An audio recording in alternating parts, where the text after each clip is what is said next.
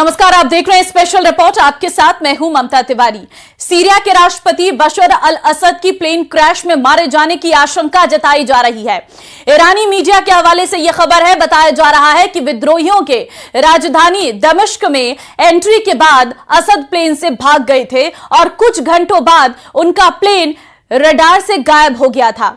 इससे पहले विद्रोहियों का असद का प्लेन मारे गिराने का दावा किया गया था और बताया यह जा रहा है कि राष्ट्रपति असद परिवार के साथ प्लेन में सवार थे। हालांकि इस प्लेन के मारे जाने की आधिकारिक पुष्टि नहीं हो पाई थी।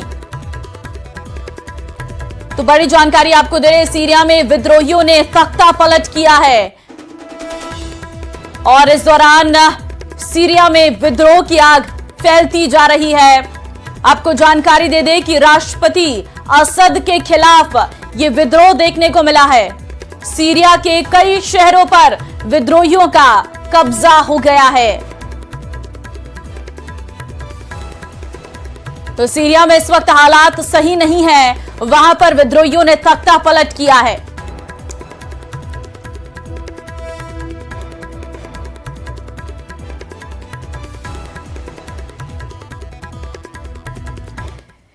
सीरिया में फिलहाल विस्फोटक हालात बन गए हैं। विद्रोही राजधानी दमिश्क में घुस गए हैं और इस दौरान दमिश्क में राष्ट्रपति भवन यानी असद के आवास में लोग घुस गए और वहां का सामान लोग अपने साथ ले गए।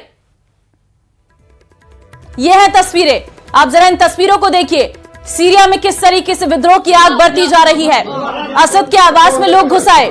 ये बांग्लादेश जैसे हालात सीरिया में भी एक बार आज फिर देखने को मिले हैं, जहां पर राष्ट्रपति असद के आवास पर पहुंचे, राष्ट्रपति भवन में यानी असद के आवास में लोग घुस गए और वहां पर किस तरीके से हालात है, वहां का जो सामान है वो उठाकर ले जाते हुए ये विद्रोही नजर आए। जो हाथ में आया वो उठाया, चाहे कपड़े हो, चाहे वहां पे रखे जूते चप्पल हो, कप हो, प्लेट हो। ये तस्वीरें हम आपको दिखा रहे हैं दमिश्क में किस तरीके से विद्रोही घुस आए हैं। इन 8 तस्वीरों के जरिए आप देख सकते हैं राष्ट्रपति असद यहां से भागे हैं, ऐसा अंदेशा जताया जा रहा है। पुलिस मुख्यालय में घुस गए ये विद्रोही और वहां पर तोड़फोड़ की गई है।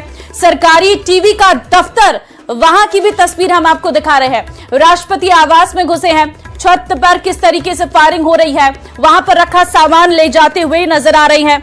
विद्रोहियों का जश्न आप तस्वीरों में देख सकते हैं। पूरे शहर पर कब्जा करने के बाद विद्रोही जश्न मनाते नजर आ रहे हैं। एयरपोर्ट पर अफरा तफरी का माहौल है, लोग सीरिया से बाहर निकलने की कोशिश कर रहे हैं। एयरपोर्ट पर लोगों की भीड़ साफ तौर पर देखने को मिल रही है। हाफिज असद की मूर्ति को भी इन विद्रोहियों के द्वारा तोड़ दिया गया है, खंडित कर दिया गया है। ये 8 तस्वीरें हैं सीरिया में किस तरीके से विद्रोहियों ने तख्ता पलट किया है।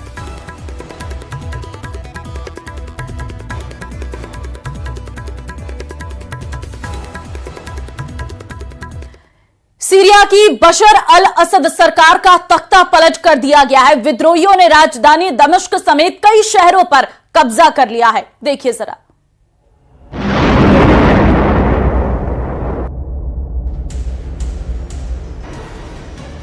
सीरिया में तख्ता पलट, राजधानी दमिश्क पर विद्रोहियों का कब्जा, देश छोड़कर भागे राष्ट्रपति बशर अल असद। सीरिया में हालात बेहद ही विस्फोटक हो गए हैं। विद्रोहियों ने राजधानी को अपने कंट्रोल में ले लिया है। साथ ही ऐलान किया है कि सीरिया में असद सरकार का अंत हो चुका है। असद के आवास पर विद्रोहियों ने कब्जा कर लिया है। वहीं विद्रोहियों ने असद पर $10 मिलियन का इनाम घोषित किया है। सीरिया गृह युद्ध की आग में जल रहा है। इसी के साथ असद परिवार के लगभग 5 दशक के शासन का अंत होता दिख रहा है। विद्रोही गुट HTC ने सीरिया के सरकारी टीवी प्रसारण पर कब्जा कर लिया। साथ ही जेलों से कई विद्रोहियों को भी रिहा कर दिया गया है। राष्ट्रपति असद को हटाने के लिए इससे पहले भी कई बार देशव्यापी विरोध हुए, लेकिन असद ने विद्रोह को दबाने में कामयाबी पाई। वहीं साल 2011 में शुरू हुए गृह युद्ध में सीरिया के अधिकांश हिस्से पर नियंत्रण वापस ले लिया था, लेकिन अब सीरिया के हालात पूरी तरह बदलते हुए दिख रहे हैं।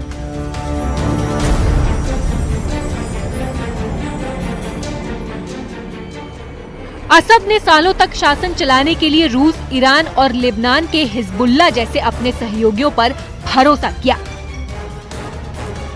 वहीं ये भी खबर सामने आ रही है कि बशर अल असद ने सीरिया में विद्रोह पर लगाम लगाने के लिए अमेरिका से मदद मांगी थी। इसके बदल में हिजबुल्लाह को मदद बंद करने का वादा किया गया था। असद के रूस या ईरान भागने का भी दावा किया जा रहा है। सीरिया में बशर अल असद की सरकार के सत्ता से हटने का सबसे ज्यादा असर रूस पर होगा, क्योंकि पश्चिम एशिया में सीरिया ही रूस का सबसे भरोसेमंद साथी था। वहीं विद्रोही गुट को अमेरिका का समर्थन है। सीरिया में गृह युद्ध के चलते अंतर्राष्ट्रीय बाजार में तेल की कीमतों में भी उछाल आने की आशंका है, जिसका असर भारत पर भी पड़ सकता है। बशर अल असद सरकार और विद्रोही गुटों के बीच जारी संघर्ष में अब तक 5 लाख से ज्यादा लोगों के मारे जाने का दावा है। साथ ही बीते 13 वर्षों में सीरिया से करीब 68 लाख लोग देश छोड़कर जा चुके हैं। Bureau report, news 18।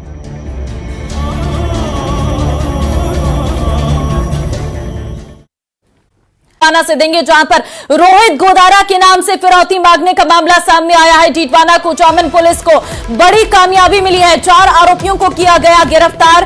5 कारोबारियों से मांगी थी करोड़ों की फिरौती। व्हाट्सएप कॉल, ऑडियो के जरिए दी गई थी धमकियां। पुलिस ने चारों आरोपियों की परेड निकाली। चारों सूरत के रास्ते मुंबई भागने की फिराक में थे। एक आरोपी रह चुका है हिस्ट्री शीटर, पहले आनंदपाल गैंग से जुड़ा था। चामन शहर में पुलिस ने निकाली आरोपियों की परेड। तो बड़ी जानकारी से इस वक्त आपको रूबरू करवा रहे हैं, जहां पर रोहित गोदारा के नाम से फिरौती मांगने का ये पूरा मामला, एक आरोपी रह चुका है हिस्ट्री शीटर। रोहित गोदारा के नाम से फिरौती मांगने का ये पूरा मामला सामने आया है। पुलिस के हाथ चढ़े रोहित गोदारा के 4 गुर्गे, 5 कारोबारियों से मांगी थी करोड़ों की फिरौती। नहीं, और का होगा तो ये इस बारे में मैं नहीं बता सकता, लेकिन हमारे जिस प्रकरण में है, हमारी स्टेट लेवल पुलिस से वहाँ पे जो एंटी गैंगस्टर टास्क फोर्स है, उनसे भी हमारी बात हुई है। जो उनके लेवल पे जो बाहर से, जो कि इसमें संधि होती है, उसी के आधार पर बाहर से जो मुलजिम को लाने की एक निर्धारित प्रक्रिया होती है, उसके तहत लगातार उसमें काम कर रही है। और जो भी होगा उसमें बिल्कुल ऐसे लोगों के खिलाफ सख्त कार्रवाई होगी।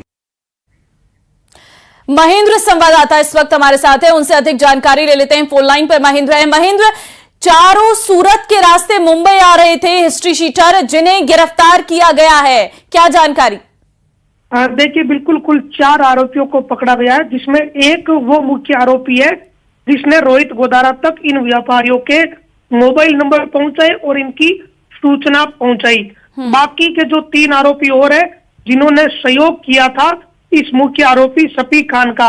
सफी खान किसी समय में आनंदपाल की गैंग से जुड़ा हुआ था और इस समय वो लॉरेंस के एसोसिएट रोहित गोदारा से जुड़ा हुआ, और इसी ने रोहित गोदारा तक इन 5 व्यापारियों की सारी सूचना पहुंचाई थी।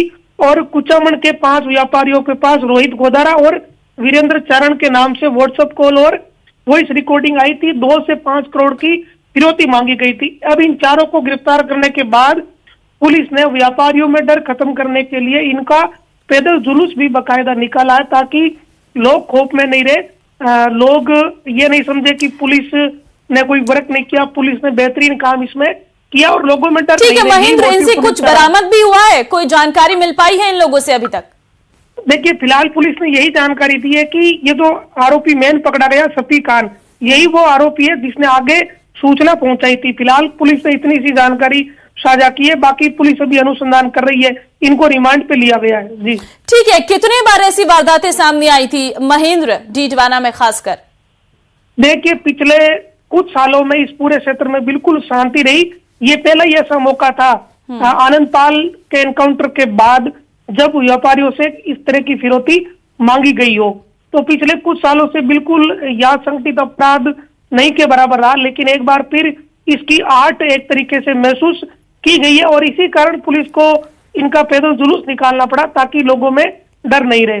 जी ठीक है महेंद्र, अब क्योंकि इन 4 लोगों की गिरफ्तारी हुई है, क्या इस गैंग में और लोग भी शामिल हैं? ऐसी कोई जानकारी सामने आई?